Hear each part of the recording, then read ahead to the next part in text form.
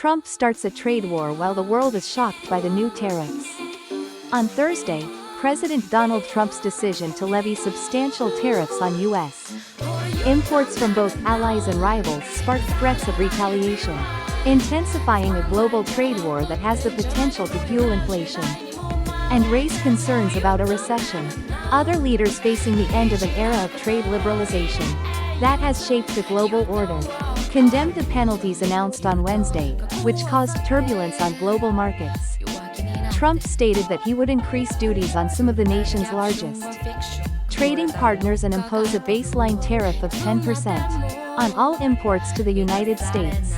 Fitch Ratings claims that under Trump, the effective import tax rate in the United States has increased to 22% from 2% in 2024, reaching levels not seen since around 1910. On Thursday, stock markets in Beijing and Tokyo plunged to multi-month lows as investors processed the news. In morning trade, German shares, Europe's largest exporter of goods, were particularly hard hit, as investors switched from riskier assets to safe haven bonds and gold. Wall Street futures fell. China, the world's second-largest economy, and the European Union, Washington's allies and foes, have pledged to take countermeasures in response to the 54% tariffs on exports to the United States. They believe the measures will have a devastating impact on global trade. EU Chief Ursula von der Leyen said, "The consequences will be dire for millions of people around the world." And the 27-member group was preparing to respond in the event that talks with Washington failed. U.S. earlier, Treasury Chief Scott Bessent warned that any retaliatory actions would only escalate the situation. The European Union was targeted at a rate of 20%, followed by Japan at 24%, South Korea at 25%, and Taiwan at 32% among close allies of the United States. Even some tiny territories and uninhabited islands in the Antarctic were hit by tariffs. According to a list posted by the White House on X, Australia's Prime Minister Anthony Albanese, who is frequently referred to as America's deputy sheriff in Asia, stated, "This is not the act of a friend." The tariffs imposed by the Trump administration have no logical basis and go against the foundation of our partnership with each other. Trump claimed that duties and other non-tariff barriers imposed on U.S. goods were the reason for the reciprocal tariffs. He argued that the new levies will boost manufacturing jobs at home.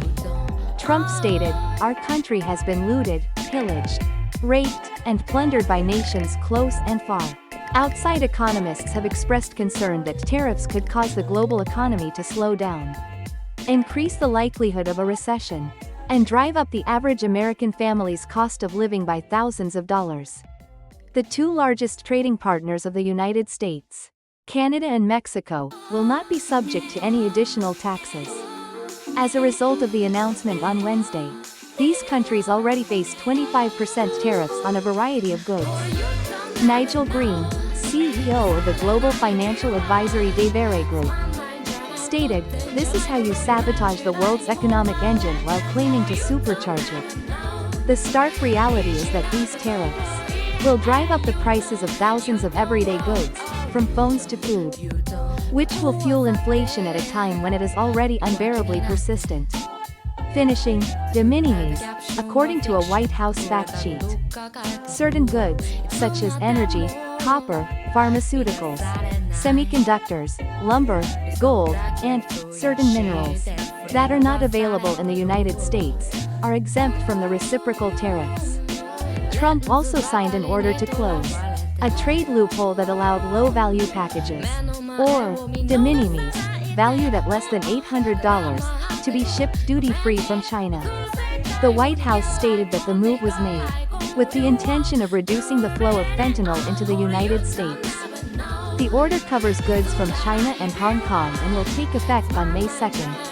Additionally, Trump intends additional tariffs on semiconductors, pharmaceuticals, and potentially vital minerals, a separate set of tariffs on auto imports that Trump announced last week will go into effect on Thursday, the administration stated earlier in the day. Steel and aluminum were previously subject to duties of 25%, which Trump extended to nearly $150 billion worth of downstream goods. Already, concerns about tariffs have slowed manufacturing activity all over the world. However, they have also increased sales of automobiles and other imported goods, as consumers rush to buy before prices rise.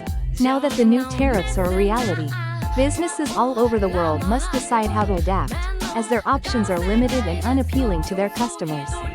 It is a tremendous challenge for Europe.